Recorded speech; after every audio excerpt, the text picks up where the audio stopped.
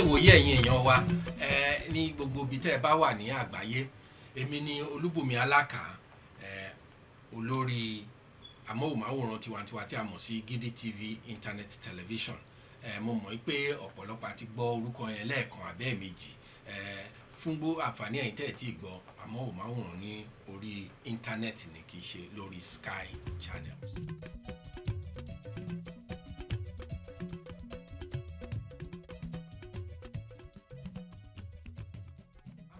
Wò pé kí ló gbé mi wá sí orí ìjókòó lénìí.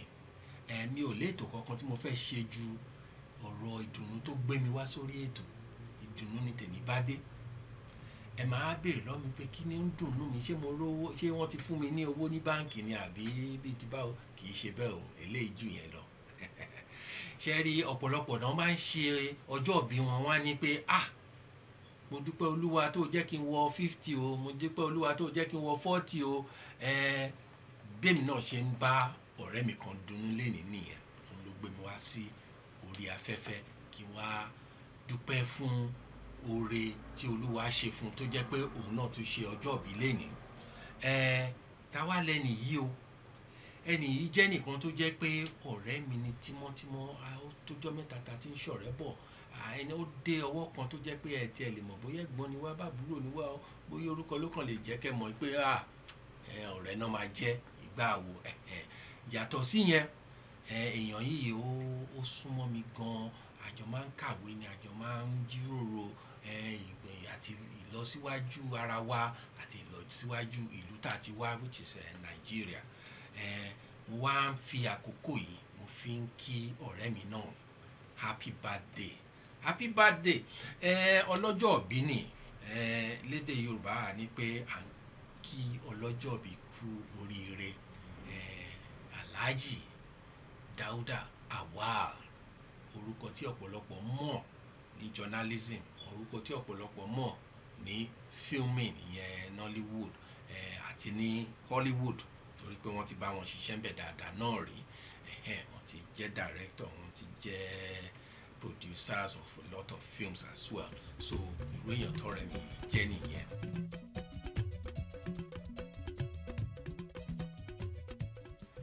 Ara wa ń béèrè pé kí ló dé tí mo wá fi ń kí wọn, ṣé nítorí pé wọ́n fún mi lówó ni? Wọ́n fún mi lówó. Ọlá ọ̀rẹ́ òun ló gbé mi dé ìjókòó yìí láti wá dúpẹ́ lọ́dọ̀ Ọlọ́run pẹ̀lú pé a dúpẹ́ lọ́dọ̀ Ọlọ́run, òun náà ṣe ọdún kan sí láyé. Ọlọ́run á dẹ̀ jẹ́ kó ṣe ọ̀pọ̀lọpọ̀ ẹ̀.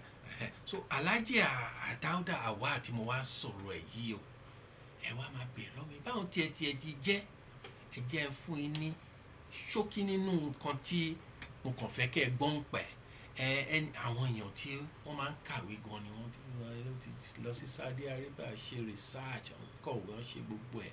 Wọ́n translate Quran sí èdè oríṣi méjì. Wọ́n translate sí English, wọ́n translate sí Yorùbá, fún àǹfààní àwọn tó wà ní ẹ̀sìn Mùsùlùmí. Wọ́n dẹ̀ ti wá kọ ìwé rẹpẹtẹ kò lóǹkà. Wọ́n ti kọ ìwé tó ti tó 50, ó ti kọjá 50 náà, ṣùgbọ́n ẹ jẹ́ kí n ṣe ní ṣókí irú èèyàn tí Alhaji Dauda Awwal jẹ́.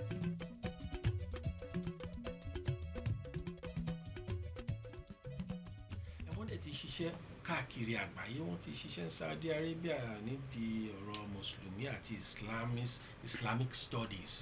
Wọ́n ti ṣe bẹ́ẹ̀ náà ní Nàìjíríà kan tó lọ sí Saudi o. So ìgbà tó máa fi padà dé, iṣẹ́ oríṣiríṣi náà tó ti ṣe ní Nàìjíríà, dẹ̀ wọ́n tó ti ń ṣe níbí náà ní England tá a jókòó sí tá a ti ń bá yín sọ̀rọ̀ yìí. Alhaji Dauda Awwal jẹ́ nìkan tó jẹ́ pé ọ̀jọ̀gbọ́n ni wọ́n nídìí ká kàwé, ká ṣe research, ká fún ìjọba ní resource so that a fi lè help wọn láti make decisions ní oríṣiríṣi ibi tó ń ta sí nídìí ìwé kíkà.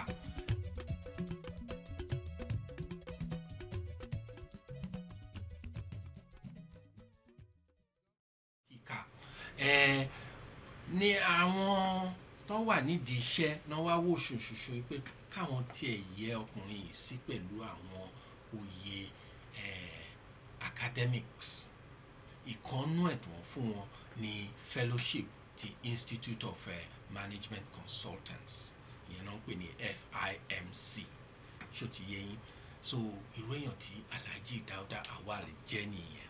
Dauda Awwal tún ti ṣe ọ̀pọ̀lọpọ̀ movies tó jẹ́ pé àwa yìí náà à ń bá wọn gbárùkù tí tá à ń bá wọn lọ́wọ́ nú ẹ̀ o, ṣó ti yé yín. Ṣe mọ̀ pé iṣẹ́ tèmi náà tún ń ṣe nìyẹn. So ó di pé dandan ká máa fọwọ́ wẹwọ́ ló ń jẹ́ kí iṣẹ́ náà máa dùn mọ́ wa.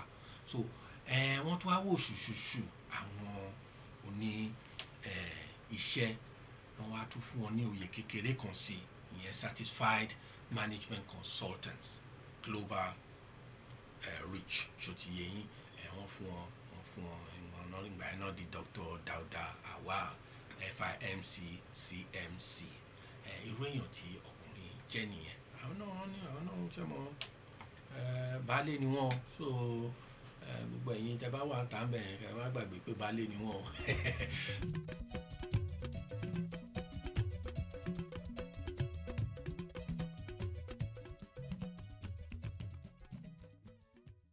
So inú èmi náà tó ń dùn lẹ́nìí ló jẹ́ kí n jókòó láti wá sọ happy birthday to you Dr. Alhaji Dauda Awwal. Mo kí n kú oríire o, ẹ ṣe ọ̀pọ̀lọpọ̀ lọ́dún, ìgbà ọdún, ọjọ́ kan ni nínú ayé o fún yín o.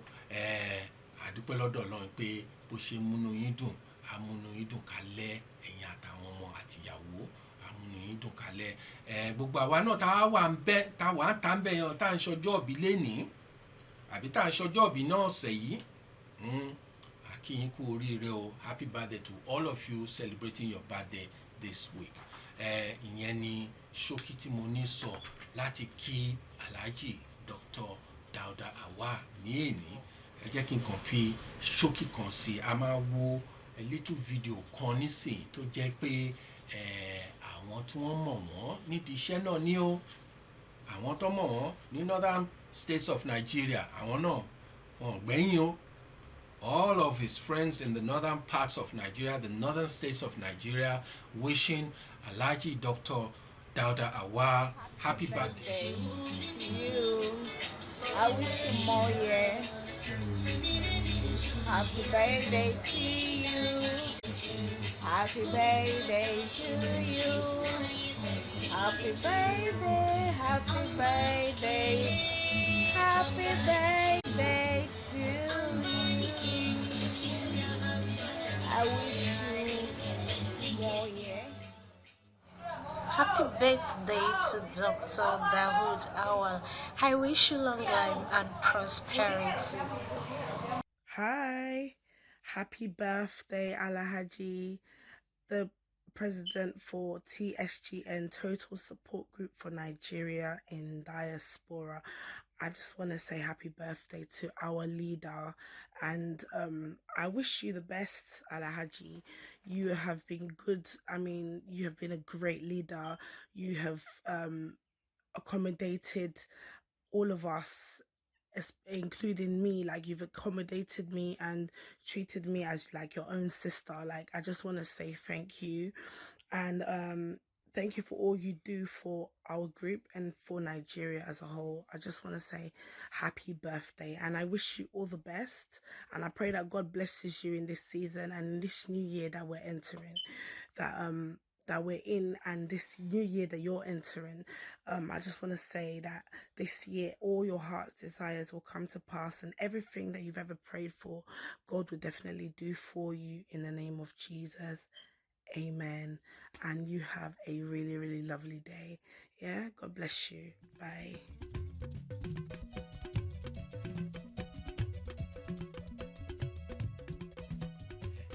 tó ẹ̀yin èèyàn mi, ìkànnù àwọn tí wọ́n mọ Alhaji Dauda Awwal tó wá ṣe nǹkan ṣékélé kan láti kí wọn pé happy birthday Dauda Awwal.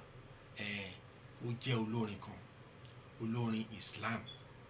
tí wọ́n bá ní kán mú àwọn olórin Islam jàǹkànjàǹkàn, bóyá ení ni o àbí èkejì, wọ́n láti wà ń bẹ̀. tí wọ́n bá wá sí ń bẹ̀, wọ́n láti jẹ́ pé òjòrò díẹ̀ wà ń bẹ̀ nìyẹn. Ẹni tí mo wá sọ yìí, ó wá dìde lọ sí studio láti lọ tò nǹkan kékeré kan pọ̀ láti kí Alhaji Dauda Awwal kú oríire ọjọ́ ìbí. Ta ni mo wá sọ̀rọ̀ ẹ̀? Hajia Aminat Ajao, òbí rere. Mo mọ̀ pé gbogbo wa la mọ̀. Bọ̀ fún ẹ̀yin àǹfààní ẹ̀yin tẹ́ ẹ̀ mọ̀ Hajia Aminat Ajao. Ẹ jẹ́ n fi tó yín létí n tún lọ tò ní studio láti kí Alhaji Dauda Awwal kú oríire ọjọ́ ìbí. Ẹ jẹ́ á gbọ́.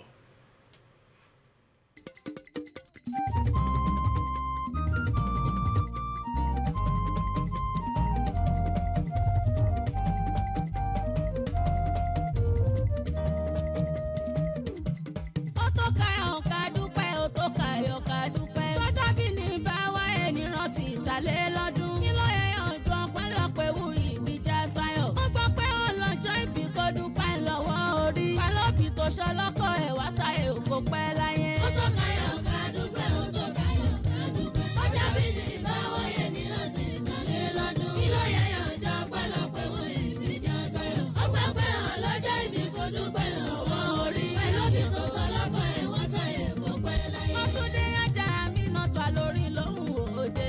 Pẹ̀lú ròrí tó tayọ ti tẹgbẹ́ mi nílé orin. Má ṣe bí èèyàn kan tún dà tó tuntun ṣe ti ayé. Èyí lèmi mú níwá tó ti wà di bárakú. Ọba mi tọ́nu mi ní mọ̀ọ́nà òtún dá mi dá. Wọ́n ṣe ṣiṣẹ́ sí gbórí ìjẹgbẹ́ mi lọ nílé orin. Amdá wa ṣùkúra ọlọ́run mo ṣe mo dúpẹ́. Láfi mi lẹ́ẹ̀kọ́ pẹ́ mi ó túbọ̀ máa tún lékún. Ọjọ́ mi kan tó lọ́hún ṣe lọ́jọ́jọ́ nínú ayé. Fún gbogbo ẹ̀dá ẹrú ẹ̀ lọ́jọ́ bí ní sílé ayé. Ọjọ́ bí ní tóbi òkò sọ́jọ́ ògbọ́n tá ó fi wé. Ó tó káyọ̀ ká dúpẹ́, ó tó káyọ̀ ká dúpẹ́. Ọjọ́ bí ní ìbáwọ̀ yẹn ní rántí ìkànnì lọ́dún. Kí ló yẹ yànjọ pẹ́lọpẹ́ wọ́n ìbí já sáyọ̀. Ọgbà pẹ́ ọlọ́jọ́ ìbí kò dúpẹ́ lọ́wọ́ orí. Pẹ̀lú bí tó ṣọlọ́kọ̀ ẹ̀ wọ́n sáyé kò pẹ́ láyé. Fata baraka láhùn àṣànulẹ̀ àlìkínà. Ọpẹ́ fọlọ́hun tó dá wa ọbọ̀ olùṣẹ̀dá tó pé. Wàlàkọ́dí alákìnà ìsáná mi sùn lálátì. Mẹ́tínì ní Kùránì ìwé mi mo wá gbé wá.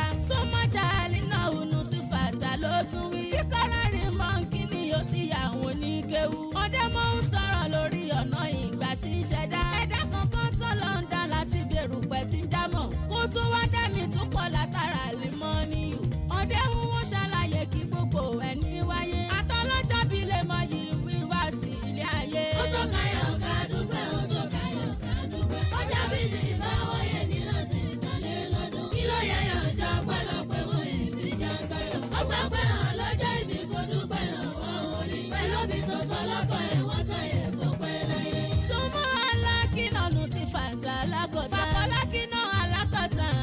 Mùsífàtà ọlọ́ṣẹ́ wa bí irúgbìn kékeré tàbí pé kò wù. Àfiwé ẹni gbàtà bẹ́ẹ̀ nínú ìyàká tó wáyé. Àfiwé gbàtà ń wù nígbàtà wà légungun. Wọ́n bá dẹ́dà tó wá fáwọ́ bẹ́gùn ọ̀hún láṣìírí. Wọ́n sọ di ṣẹ̀dá tó pélé ọ̀tí àrùn pé lábára. Ọjọ́ ti ṣẹ̀dá ẹni pẹ́ lọ́jọ́ ti yẹ ní kúnlẹ̀. Tó rọ́bí torí mú mọ́ra tó pariwo tó ń ké. Ọjọ́ lọ́jọ́ tí àbíní ní jòjò ló ta kí wáyé. Ó tó káyọ̀ ká dúpẹ́, ó tó káyọ̀ ká dúpẹ́. Ọjà bí ní ìbáwọ̀ yẹn ní rántí ìkànnì lọ́dún. Kí ló yẹ yànjọ pẹ́lọpẹ́ wọ́n ìbí já sáyọ̀. Ọgbà pẹ́ ọlọ́jọ́ ìbí kò dúpẹ́ lọ́wọ́ orí. Pẹ̀lú bí tó ṣọlọ́kọ̀ ẹ̀ wọ́n sáyé kò pẹ́ láyé. Kò sí ru ọjọ́ tó dàbí ọjọ́ ẹni tó dáyé.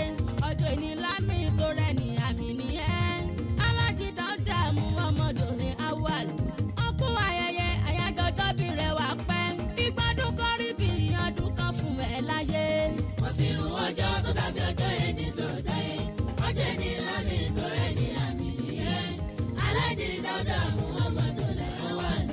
Ọkú ayẹyẹ àyájọ́ bí rẹ̀ wá pẹ́. Ìgbádùn kọ́rí bí ọdún kan fún ẹ láyé. Ẹni àmì tàbí láyàjọ́ ọjọ́ kan ọjọ́ ńlá ni Dr.Dauda Awwal. Ó ṣiṣẹ́ ara pẹ̀lú ìpín ẹ̀tọ́ ọ̀wáyé. Ó kárí ayé tó ló ṣiṣẹ́ àmì ayé bí. Ọdún mẹ́sàn-án ló lò ní Mọ́ríkàsì Agége. Ó lọ yunifásitì Muhammadu Ibn Saudi. Ó study journalism nílùú òyìnbó ní London. Ó tún Kùránì ìṣèdè méjì ọ̀tọ̀ọ̀tọ̀.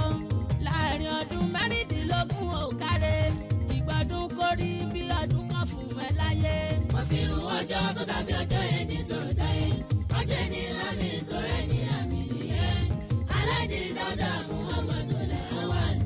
Ó kú ayẹyẹ àyájọ́ bí ẹ̀rọ pẹ́ ìgbádùn kò rí bí ọdún kan fún ẹ láyé. ọmọ rẹ tó fi ń tọrọ ọmọ òun mà ló jẹ́ fún yàtọ̀ bí ẹ̀yìn àjàkadìjà sóyún ọmọ dùnú ló jẹ́ fún bàbá ẹ̀ Muhammad àwọn alájí kọ́bí kò má padà síbú FIMC CMC wọ́n ní ọkọ̀ alájà mistura bẹ́bí bàbá mọ́ríàmọ́ bàbá baraka bàbá samson president and general overseer of total support group of Nigeria tó kárí àgbáyé wọ́n bẹ ní UK US wọ́n bẹ ní Canada wọ́n ní branch all over káàkiri àgbáyé wọ́n ṣàánú aláìní wọ́n ṣàánú opó wọ́n ṣàánú ẹni tí ó lẹ́nìkan wọ́n tún ṣe empowerment ìgbọ́dún kò rí bí ọdún kan fún ẹ láyé.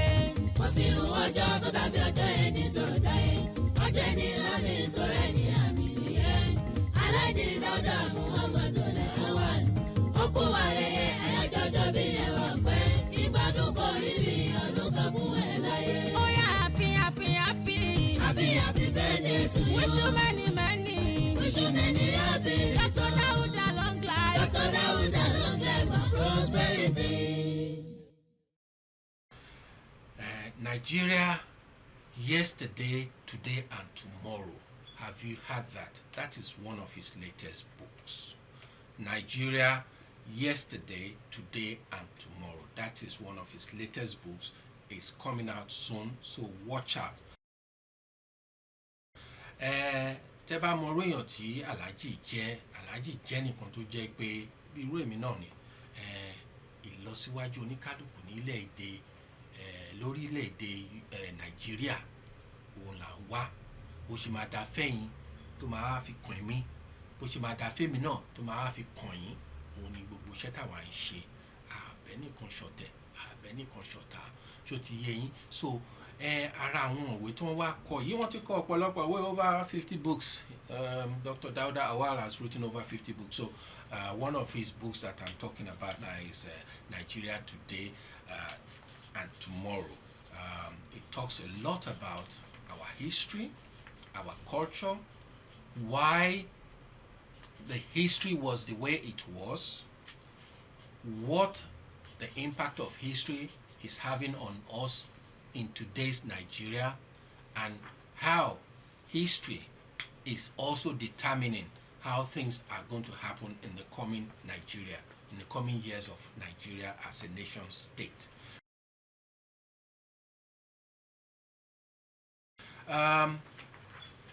Wọ́n tún wá kọ àwọn òwe kan tó tún jẹ́ pé ó yẹ kí n mention. There are certain books that Dr. Dauda Awwal has actually written that I need to say on this particular short notice that I'm actually presenting today.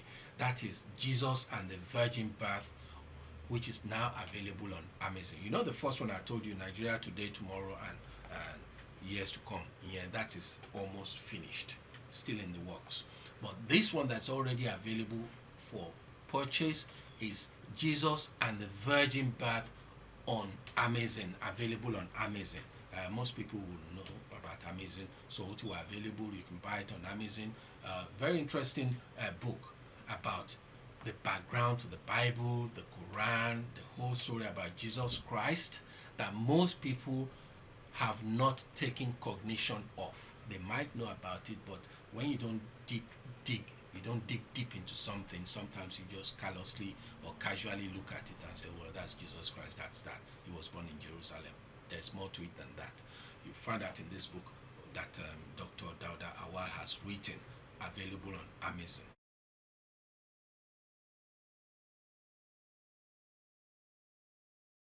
So, friends and loved ones, as help me in wishing Dr. Dauda Awwal a happy birthday this 2020.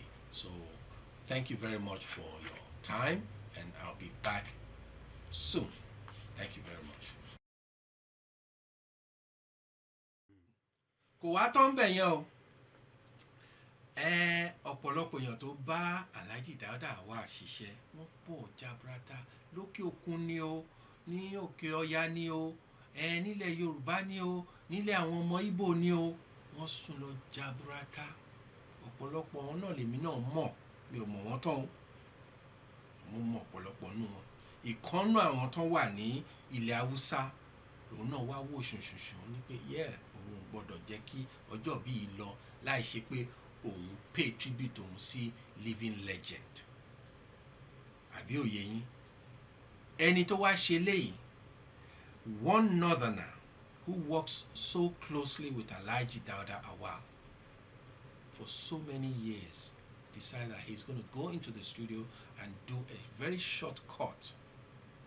About some cut in filming, I mean pé ó tó one small piece either of music or of a video wá lọ jókòó ó decide pé òun fẹ́ fi eléyìí yẹ Alhaji Dauda Awwal yẹ sí ní birthday.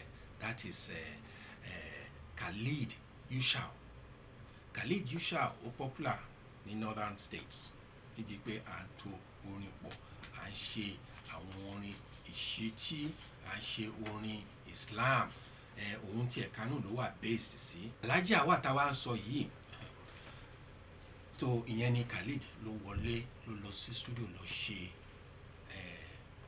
little piece kan fún Alhaji Dauda Awwal. Ẹ jẹ́ ká gbọ́n tó ní nǹkan fún wa.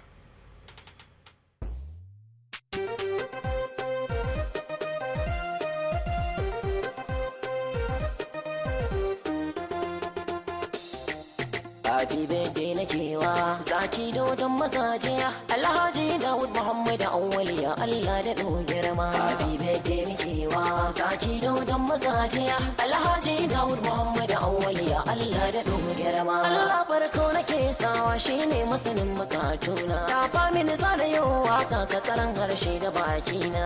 Kare dubin salati na annabi ba adadi da rana. Wakar birthday na zo zan wada Dawud kuma mai halin girma. Kabirin ke mawaƙi ke bi mai tsara waƙe ta ka lafiya Alhaji Dawud ya Allah da girma. Happy birthday muke wa Zaki dodon mazaje Alhaji Dawud Muhammad Awwal ya Allah da girma. Ta ka lafiya bijimin Zaki gatan talaka mai kaunar al'umma ya Allah rabbi ya kara dafawa. Bango na zuma a gun jama'a kowa na so ya dafa. Alhaji Dawud Muhammad Awwal ya Allah ya dafa ma. Shi mai san al'umma ne kuma mai san jama'a ne ya Alhaji Dawud Muhammad Awwal ya Allah da girma. Happy birthday muke wa Zaki dodon mazaje Alhaji Dawud Muhammad Awwal ya Allah da girma. Yau dai ranar ka ce taron birthday kowa yana kallo domin jama'a suna taya murna rabe dan kasan billo. Alhaji Dawud Muhammad Awwal ya Allah ya barbar zuwa bai san jama'a kake gaba dai zakin mijin garzo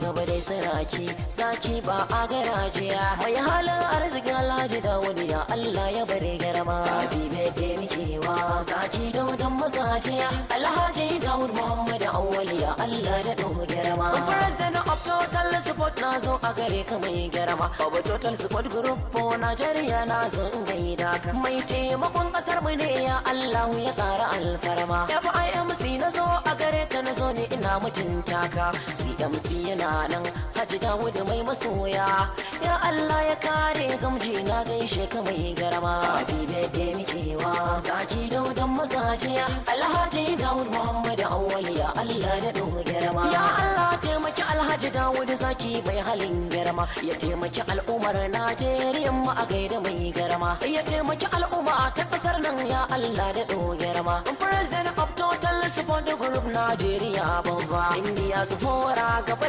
dai na gaida mai girma. Alhaji Dawud na zo gunka na zo ne da jinjinar girma mai kaunar al'umma ta kasa mu tabbas kai muke nema. Alhaji Dawud Muhammad Awwal na zo jinjinar girma na zo gaisuwa a gare ka nake yi mai halin girma. Happy birthday muke wa Zaki dodon mazaje Alhaji Dawud Muhammad Awwal ya Allah da girma. Yau ga babanka nan na zo ni zan mata gaisuwar girma.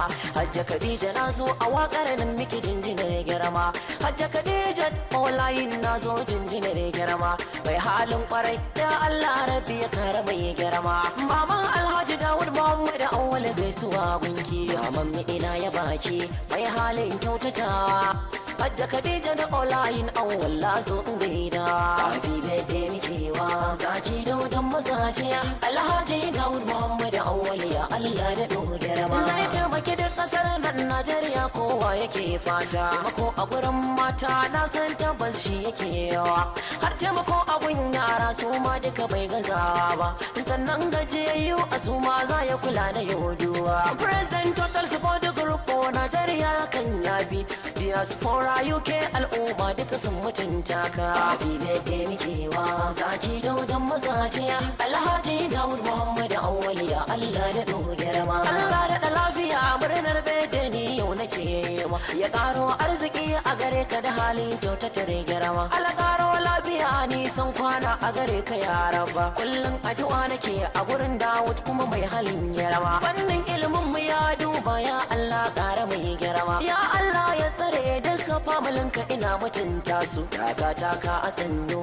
gaba da Daudan mazaje mai halin kwarai ya Allah rabbi ya kara alfarma happy birthday mikewa Zaki Daudan mazaje Alhaji Dawud Muhammad Awwal ya Allah da dogara taka lafiya Zaki Allah ya kara alfarma mai san al'umma gaba dai muje gwarzo mai kyauta a gurin al'umma da mu muje kawai gwarzo na gaishe ka Zaki ya Allah ya kara alfarma Alhaji Dawud Muhammad Awwal na zo jinjinar girma mai taimakon marayu ne gaba dai muje gwarzo happy birthday na zo a gare ka na zo murna nake yawa Alhaji Dawud Muhammad Awwal ya Allah ya bare girma happy birthday mikewa Zaki Daudan mazaje Alhaji Dawud Muhammad Awwal ya Allah da dogara happy birthday nakewa Zaki Daudan mazaje Alhaji Dawud Muhammad Awwal ya Allah da dogara happy birthday mikewa Zaki Daudan mazaje Alhaji Dawud Muhammad Awwal ya Allah da dogara Happy birthday in advance, Alhaji Awwal. Long life and prosperity. Igba ọdún kan ni. Amen. Happy birthday Alhaji Awwal. Ẹ kú oríire, ẹ̀mí á ṣe púpọ̀ ẹ̀ láyé. Ọlọ́run á bá wa dúró tì yín, Ọlọ́run á bá wa gbọ́ bùkátà yín. Gbogbo bí tẹ́ ẹ ro kan oore sí, Ọlọ́run á bá yín gbé oore débẹ̀. Ọlọ́run á tọ́jú mọ̀lẹ́bí ẹ ṣeun púpọ̀. Ẹ kú tọ́jú Islam. Ọlọ́run á san yín lẹ́san rere gbogbo iṣẹ́ tẹ́ ń ṣe nínú Islam. Ọlọ́run á san yín lẹ́san rere gbogbo nǹkan tẹ́ ń ṣe fún society. Ẹ ṣeun púpọ̀, happy birthday.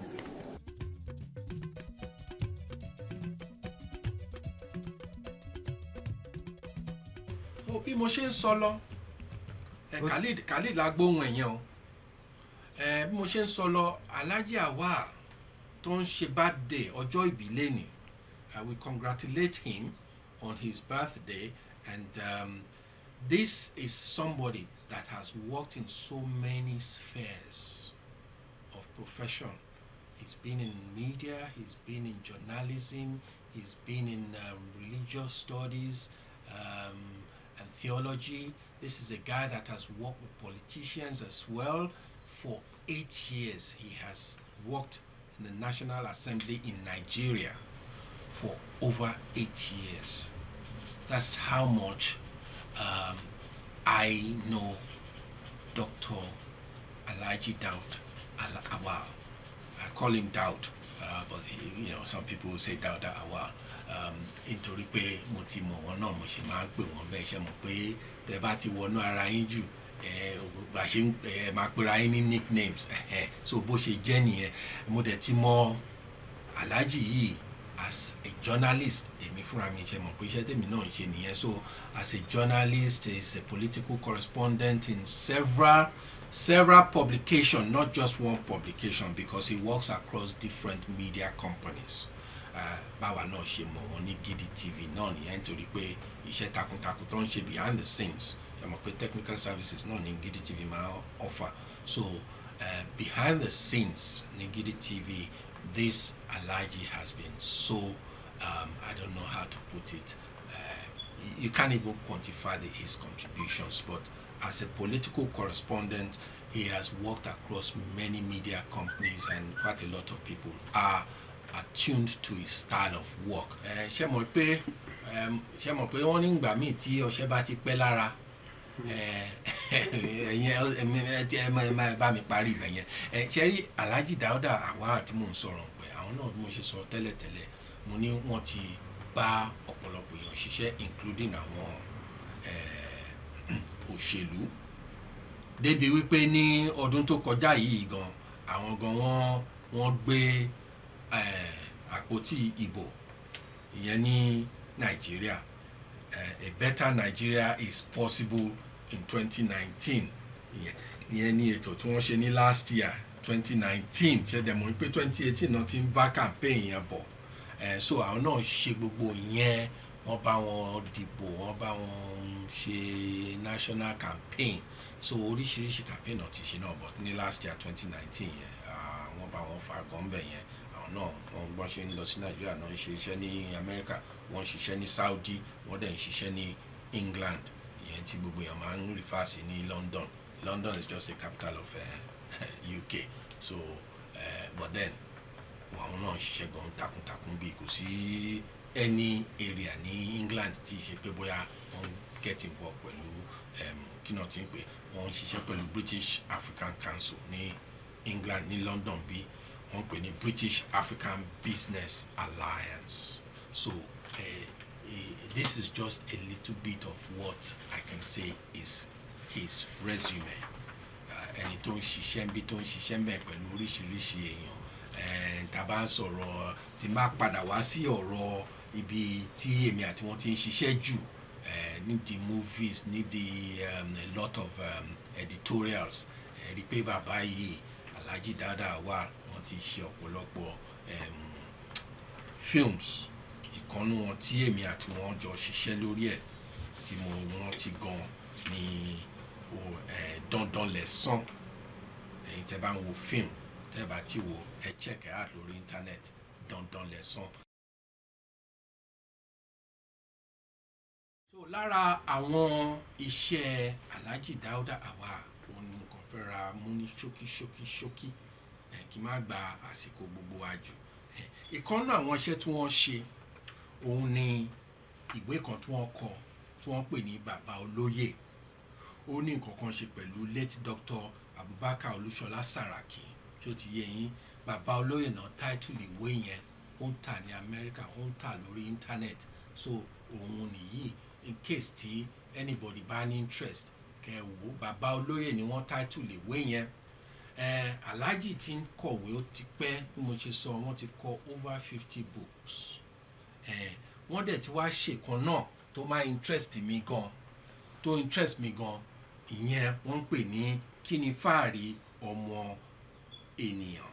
Kí ni fáàrí ọmọ ènìyàn cover ènìyàn o ẹ̀yin tẹ́ bá ní rà ó wà available ní Nàìjíríà ní gbogbo bookstores ó dẹ̀ wà available ní UK ẹni tó bá ń wá àwọn iṣẹ́ Dauda Awwal Alhaji Dauda Awwal ó wà available ní bookstores ní UK ní Nigeria all over Nigeria even in the northern states of Nigeria.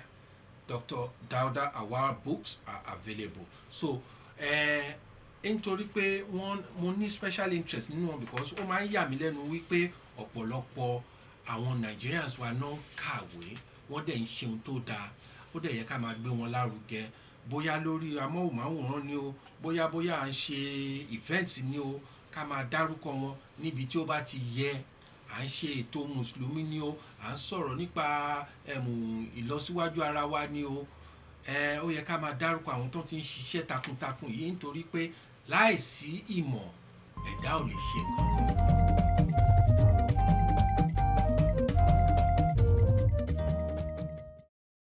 Ọ̀pọ̀lọpọ̀ èèyàn náà ti rí iṣẹ́ tí wọ́n ṣe báwo la ṣe máa ń fún àwọn èèyàn ní gratitude fún iṣẹ́ tí wọ́n bá ṣe bóyá ká fún wọn ní award àbí ká recognize wọn lórí paper newspaper àbí ká acknowledge wọn ní gbogbo ìṣe tá a bá ń ṣe. Ìkànnù àwọn acknowledgement yẹn òun ni certificate tí wọ́n fún wọn yẹn ní 2017 Alhaji Dauda Awwal ẹ jẹ́ n kà sí yín létí in appreciation of your benevolent ways towards the less privileged. Àwọn náà fún wọn Ìrókò TV ni so Ìrókò TV ló fún wọn ní award eléyìí ní ìgbà yẹn kẹ́ bá lè mọ̀ wípé àwọn nǹkan tí mò ń sọ nípa wọn èmi fúnra mo mọ̀ wọ́n, mo dẹ̀ mọ̀ ìgbà tí wọ́n gba gbogbo àwọn nǹkan tí mò ń fi hàn yín tí ó ti yé yín, ìgbà tí wọ́n kọ̀wé wọn, ìgbà tí wọ́n ṣe translation Quran sí Yorùbá àti English.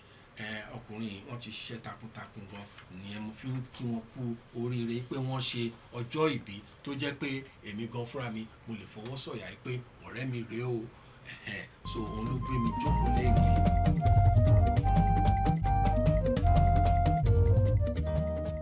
Ẹ má gbàgbé orúkọ mi ò tí ì yàtọ̀, Olúbùnmi Alákànú gbéra mi o. Èmi nù kí ọ̀rẹ́ mi lẹ́yìn Dr.Dauda Awwal pé wọ́n kú oríire. Náà lára àwọn certificate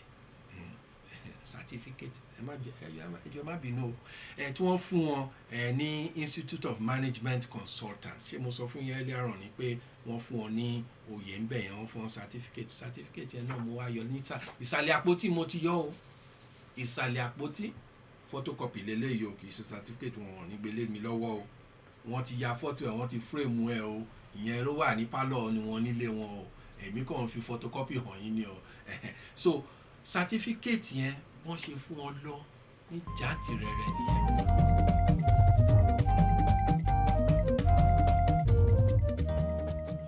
ìwé tá à ń wò lójú amóhùnmáwòrán wa yìí ni ìwé kìíní tí Alhaji Dauda Awwal tí wọ́n kọ ní 1995, ìyẹn síwájú ìjáde wọn ní Markaz.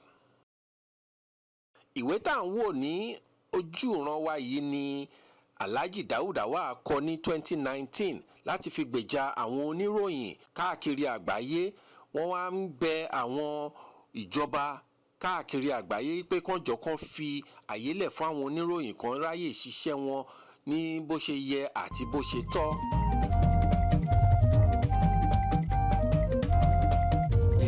Now tí n bá wá sọ̀rọ̀ pé wọ́n fún yàn ní certificate, wọ́n bá yàn ṣiṣẹ́, ọ̀pọ̀lọpọ̀ èèyàn náà ti bá ṣiṣẹ́.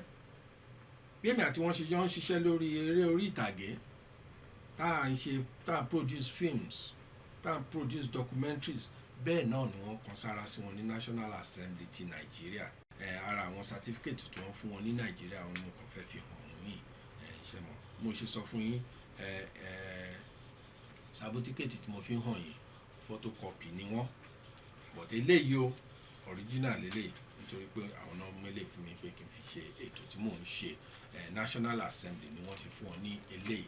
So bó ṣe rí nìyẹn, kẹ́ bá lè mọ̀ pé wọ́n ti ṣiṣẹ́ dáadáa. Àwọn oríṣiríṣi nǹkan tí mo rí tí wọ́n tún ti ṣe, mo dìídì mú wọn wá sí orí ètò ní so that kò ní dàbí ẹni pé mo ń jẹnu lásán. Mi ò jẹnu lásán, mo mọ̀ wọ́n ní. Ara àwọn lẹ́tà tí wọ́n kọ táwọn èèyàn tí wọ́n fi ṣe ìdúpẹ́ lọ́wọ́ wọn from the president Goodluck Jonathan. Ṣé rántí Goodluck Jonathan nígbà tó ṣèjọba ọmọ Ìgbò ni o, Goodluck Jonathan, má ṣì mí gbọ́, ṣùgbọ́n wọn fojú bíntín Alhaji. Ara àwọn lẹ́tà tí wọ́n kọ nígbà tí Goodluck Jonathan wà lórí oyè nìyẹn, tó jẹ́ president wa. So these are the kind of acknowledgements that Dr. Awwal, Dauda Awwal gets from people from the high and from everywhere.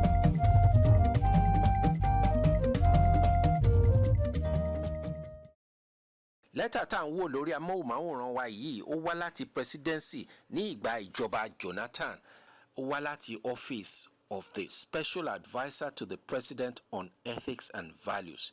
Ìgbà náà ni wọ́n fi Alhaji Dauda Awwal náà fi jẹ́ coordinator Muslims for Ethics and Values in the United Kingdom.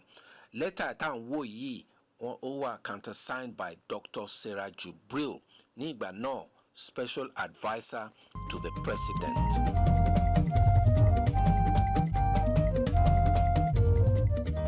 Lẹ́tà tá à ń wò lórí amóhùnmáwòrán wa yìí ni lẹ́tà tí Chief Afẹ́ Babalọ́lá, ìkànnà àwọn lọ́yà, àwọn agbẹjọ́rò jàǹkànjàǹkàn tó a ní Nàìjíríà, tí wọ́n kọ sí Alhaji Dauda Awwal wípé àwọn ti gbà láti jẹ́ Grand Patron ibiṣẹ́ wọn tí a mọ̀ sí Awwal Production International, ìyẹn ní ọdún 2016.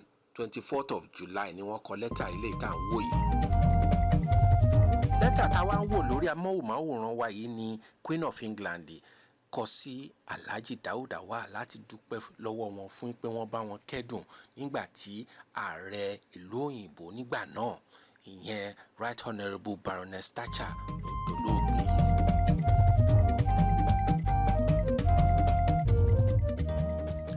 Èyí ni lẹ́tà tí ààrẹ ìlú òyìnbó ìyẹn David Cameron ní ìgbà náà tó ń dúpẹ́ lọ́wọ́ Alhaji fún ọ̀rọ̀ ìyànjú tí Alhaji ń gbà wọn fún ètò ìlú. Èyí jẹ́ lẹ́tà kan tí Theresa May ààrẹ ìlú òyìnbó ń gbà kan rí tó kọ sí Alhaji Dauda Awwal tó ń dúpẹ́ lọ́wọ́ Alhaji fún ìmọ̀ràn tí wọ́n ń gbà wọ́n lórí ìṣèlú EU ìyẹn European Union nítorí pé Alhaji fúnra wọn jẹ́ adipòmú ní under Labour Party ìyẹn ní UK.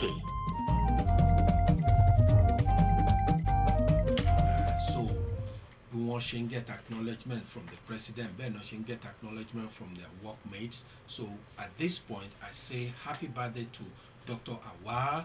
Dauda Awwal, who is one of my very close friends and work associates here at Gidi TV. He's not a worker at Gidi TV, he's a consultant at Gidi TV.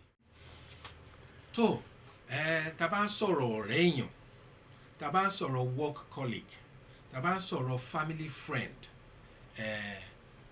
Dr. Alhaji Dauda Awwal ó jẹ́ irú èèyàn bẹ́ẹ̀ yẹn sí èmi, torí ẹ̀ mo ṣe fi irú àsìkò ilẹ̀ fún ẹni bẹ́ẹ̀ tó jẹ́ wípé even ní institutes of journalism wọ́n lè máa invite wọn pé kí wọ́n wá bá àwọn students of journalism sọ̀rọ̀ ní Nàìjíríà.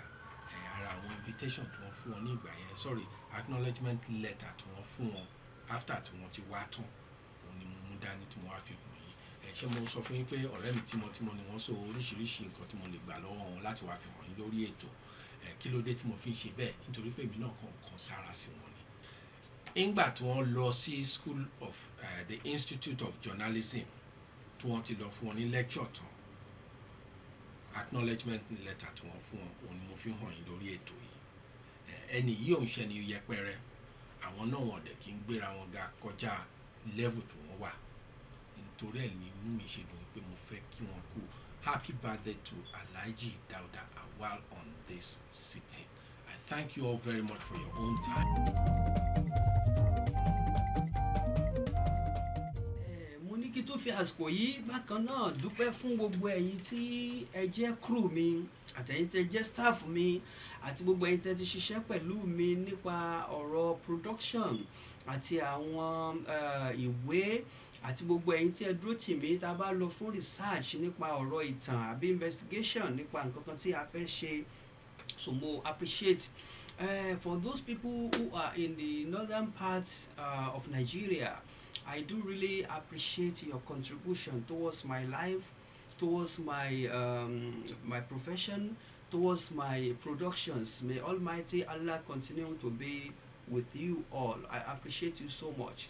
So God bless you. Thank you.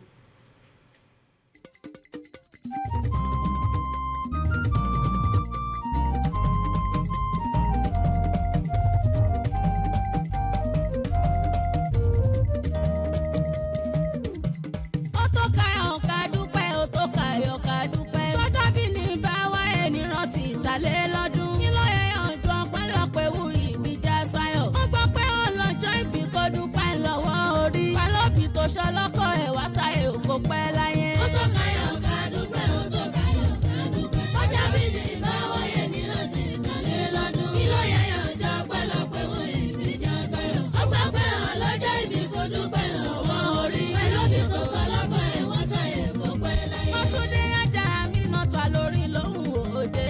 Pẹ̀lú ròrí tó tayọ ti tẹgbẹ́ mi nílé orin. Má ṣe bí èèyàn kan tún dà tó tuntun ṣe ti ayé. Èyí lèmi mú níwá tó ti wà di bárakú. Wọ́n bá mi tọ́nu mi ní mọ̀ọ́nà òtún dá mi dá. Wọ́n ṣe ṣiṣẹ́ sí gbórí ìjẹgbẹ́ mi lọ nílé orin. Amdá wa ṣùkúra Ọlọ́run mo ṣe mo dúpẹ́. Má fi mí lẹ́ẹ̀kọ́ pẹ́ mi ó túbọ̀ máa tún lékún. Ọjọ́ mi kan tó lọ́hún ṣe lọ́jọ́jọ́ nínú ayé. Fún gbogbo ẹ̀dá ẹrú ẹ̀ lọ́jọ́